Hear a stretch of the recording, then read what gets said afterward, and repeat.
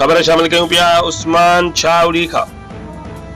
उमरसान थाने जे हद भलारी रात बे चोर न मुड़िया। ॻोठ सजण सोलंगी में नामालूम चोर घर में दाख़िल थी लखें रुपयनि जो सोन, न्याणियुनि जो ॾाज, 50,000 रोक रक़म ऐं ॿियो क़ीमती सामान चोरी करे बासानी भॼी वञण में कामयाब थी विया। ॻोठण अली नवाज़ सोलंगी, हादी बख्श सोलंगी ॿियनि एहतजाजी मुज़ाहिरो कंदे मीडिया जो दाही ते चयो त असां भलारी रात इबादत में मसरूफ़ हुआसीं। नामालूम चोरनि घर में दाख़िल थी लखें रुपयनि जी मालियत जो सोन, न्याणियुनि जो ॾाज, रोक रक़म चोरी करे फरार थी विया। जंहिं बैदि चोरनि जो पीछो कयोसीं ऐं पुलिस खे बि इतला ॾिनोसीं, पर पुलिस हिन महिल ताईं कख बनी बीणो नाहे कयो। SSP टंडो अलायार DIG हैदराबाद खे घुर्जे त नोटिस वठी चोरी थियल सामान वापसि ॾियारियो वञे। ॿी सूरत में एहतजाज जो दायरो वसी कयो वेंदो। रिपोर्ट करे हनी बलोच, बे न्यूज़, उस्मान छावड़ी।